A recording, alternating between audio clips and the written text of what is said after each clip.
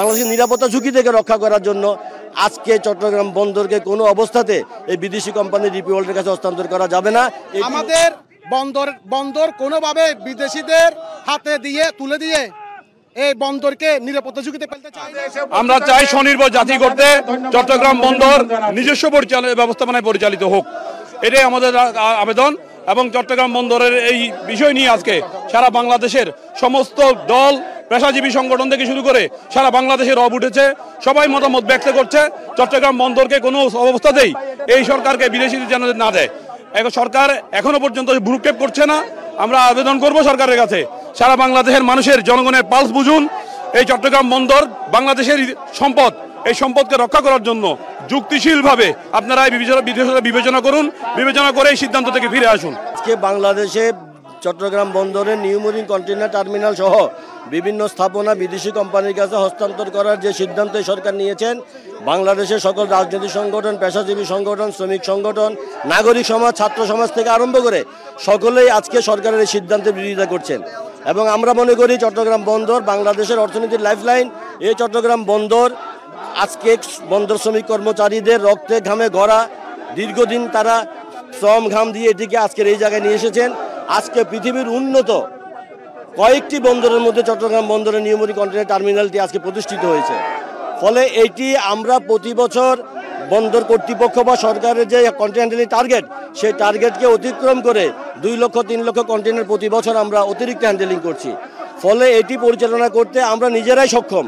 আমরা উত্তর এটিকে আজকে পৃথিবীর উন্নত বন্দরের সমকক্ষ হিসেবে গড়ে তুলেছি। ফলে আজকে বাংলাদেশের অর্থনীতিকে বাঁচানোর জন্য, বাংলাদেশের সার্বভৌমত্বকে বাঁচানোর জন্য, বাংলাদেশের নিরাপত্তা ঝুঁকি থেকে রক্ষা করার জন্য আজকে চট্টগ্রাম বন্দরকে কোনো অবস্থাতে এই বিদেশি কোম্পানি ডিপি ওয়ার্ল্ডের কাছে হস্তান্তর করা যাবে না। এটি হচ্ছে আমাদের কথা। আমরা এই আজকের অবরোধকে নিয়েও আমরা সরকারের সাথে বিভিন্ন রকমের কথাবার্তা আমরা বলেছি।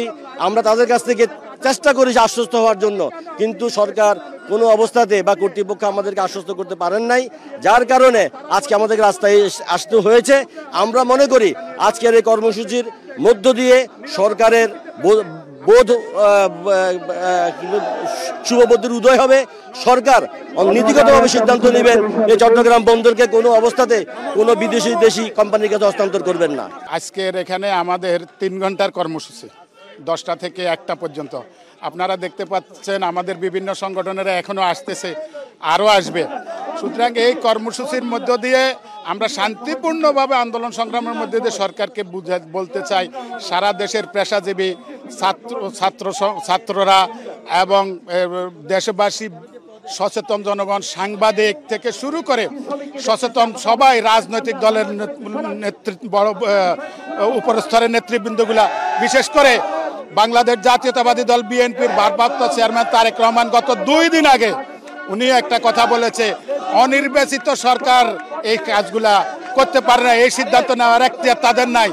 আমরা বলতেছি, সবাই বলতেছে, আমরা আশা করব সরকার সবার এই কথাগুলোকে প্রাধান্য দিয়ে সরকারের অবস্থান থেকে ফেরত আসবে। ইনশাল্লাহ আমরা আলোচনা সাপেক্ষে আরো শান্তিপূর্ণ কর্মসূচি নিয়ে সামনে এগিয়ে যাব, যতক্ষণ পর্যন্ত আমাদের লক্ষ্য অর্জিত না হয়। এই চট্টগ্রাম বন্দরকে আন্তর্জাতিক মাফিয়া ডিপি ওয়ার্ল্ডকে তুলে দেওয়ার প্রতিবাদে আমাদের শ্রমিক কর্মচারী ঐক্য পরিষদ এসকো কর্তৃক আজকের সর্বাত্মক অবরোধ আমাদের চলছে নেতৃবৃন্দদের উপস্থিতিতে। আপনারা দেখতেছেন এখানে চট্টগ্রাম বন্দরের সকল শ্রমিক কর্মচারী এবং আমাদের নেতৃবৃন্দের উপস্থিত হয়েছে। আমরা কোনো অবস্থাতেই বাংলাদেশের নিজস্ব অর্থায়নে নির্মিত আধুনিক যন্ত্রপাতি সজ্জিত এই চট্টগ্রাম বন্দর ডিপি ওয়ার্ল্ডকে দিতে দেব না।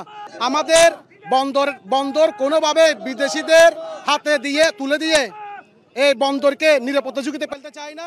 প্রফেসর মোহাম্মদ ইউনূস উনি আমাদের চট্টগ্রামের কৃতি সন্তান, ওনাকে নিয়ে আমরা গর্ব করি। কিন্তু এই বন্দর কোন স্বার্থে, কিসের স্বার্থে উনি বিদেশের হাতে তুলে দেওয়ার জন্য উনি এই উঠে পড়ে লেগেছে, আমরা এই শ্রমিক কর্মচারীর আজকের উপর থেকে তীব্র নিন্দা এবং প্রতিবাদ জানাই। এবং ওনার কাছে আমাদের আকুল আবেদন থাকবে, ওনার এই লালদিয়া চর সহ চট্টগ্রামের অন্য স্থাপনা যেগুলো তুলে দেওয়ার জন্য যে চুক্তি স্বাক্ষর করেছে অতি অবিলম্বে এগুলো বাতিল করে আমাদের বন্দরের যে সকল জনবল রয়েছে, যে দক্ষ রয়েছে, তাদের সমন্বয়ে আবার এই বন্দরকে সচল রাখার আহ্বান জানাচ্ছি। আমাদের এই বন্দর দেওয়া মানে বাংলাদেশে যে রাজস্ব আয় হয়, আমি জানতে চাই এই সরকার কেন মানে লাভজনক একটা প্রতিষ্ঠান বিদেশিদেরকে দেওয়ার জন্য পায়তারা করতেছে, ষড়যন্ত্র করতেছে।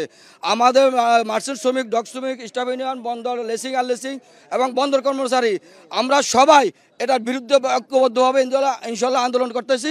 এবং আপনি দেখেন এই যে বন্দরের থেকে আমাদের প্রায় 30-35টা মানে আইটেম বিভিন্ন ডিপুতে কোটি টাকার বিনিময়ে তারা বিভিন্ন ডিপুতে ভাড়িয়ে দিয়েছে। বন্দর আমাদের মার্চেন্ট শ্রমিক অসহায়ের মতন আছে, সপ্তাহে কোনো কাজ পাচ্ছে না, বন্দরে কোনো কাজ হচ্ছে না, ডেলিভারি হচ্ছে না, ডক শ্রমিকেরা কাজ পাচ্ছে না, ডিস্ট্রিবিউটারের কাজ পাচ্ছে না, এখানে আমাদের শ্রমিকেরা এখনো কোনো কাজ নাই। আর এই বন্দর একটা মানে সমুদ্র বন্দর, এই বন্দরে বিদেশিরা আসলে এখানে যে মানে ডেভেলপমেন্ট করব, এখানে আমি কোনো কিছু দেখতেছি না। যেহেতু আমাদের বন্দর নিজস্ব অর্থায়নে এখানে কোটি কোটি টাকা ইনভেস্ট করে আমরা বন্দর এখানে নির্মিত হয়েছে, এখানে কোনো ইনভেস্ট করার কোনো সুযোগ নাই। শুধু এটা একটা আন্তর্জাতিক মাফিয়া চক্রের একটা সিদ্ধান্ত, বিগত স্বৈরাচার সরকার আমলে একটা চুক্তি করে গেছে, সেটা বাস্তবায়ন করার জন্য এই সরকার লেগে আছে।